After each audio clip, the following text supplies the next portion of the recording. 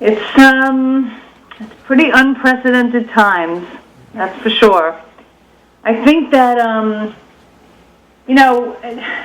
the county executive sent around an email this morning, and I guess he's trying to calm the financial, the jitters that people are having over the financial impact of this virus and these times. And he's citing growth industries here in the county, and he's citing private sector employment advances.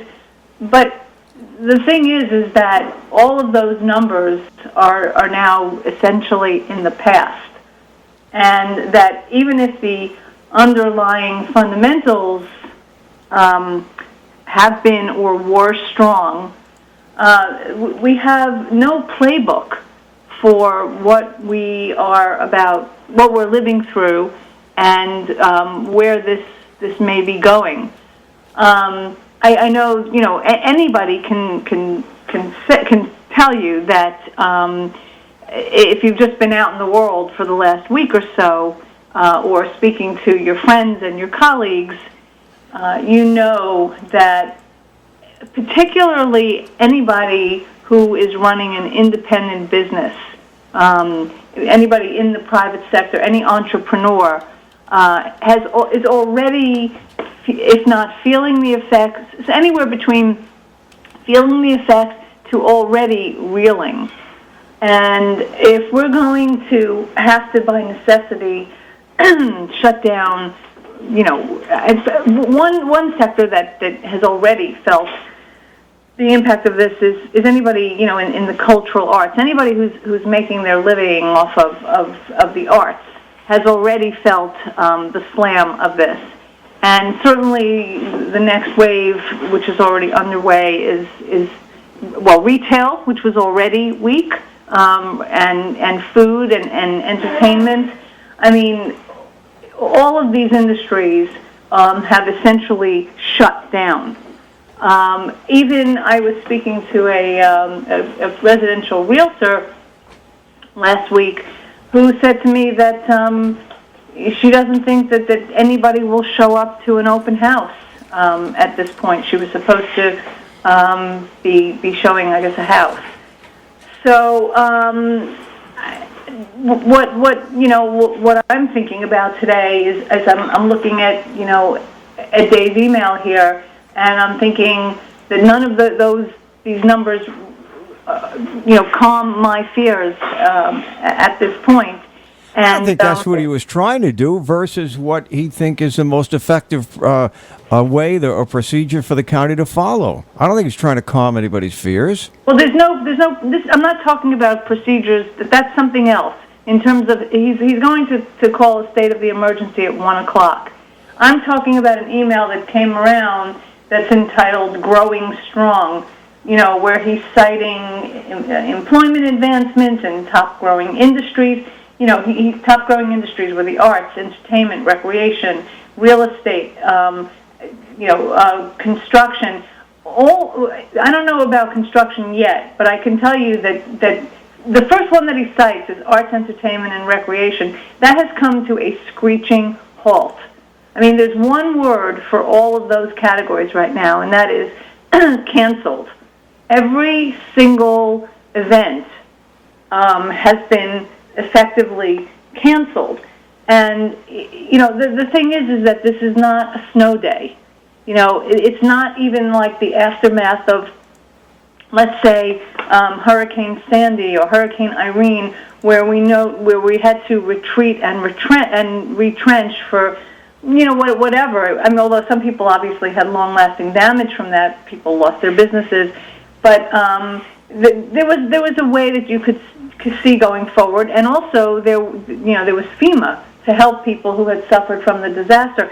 What concerns me is the feds are talking about stimulus, and largely they're talking about hourly workers, and I'm not saying that this isn't an issue. Hourly workers who won't potentially need a couple of weeks for sick leave, if they need to quarantine or take care of a family member, that's fine. But where is the help for all of the independent businesses that will not have deep enough pockets, or enough capital to sustain prolonged closing or just an absence of customers?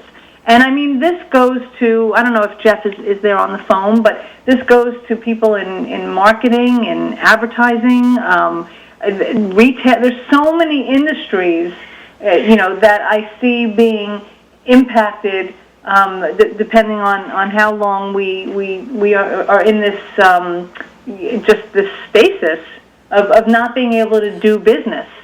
There are very few companies that aren't and people that aren't being touched by this. I can't imagine that nobody is immune from any of this. Well, I think the people who are immune from this are government workers and teachers.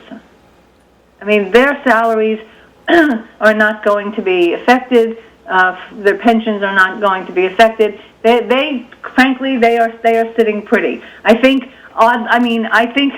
one of the major, or two, I think sitting pretty is an overabundance of optimism on that, but okay, you're looking at it from strictly I'm making income perspective, then that's one thing. But well, they still have jobs to do, and they still have difficulties like everybody else in trying to do them, and whether or not they still have jobs going forward could be an issue. And by the way, with regard to pensions, if they're directly or indirectly connected to the stock market, they sure as hell are being affected, or will be affected.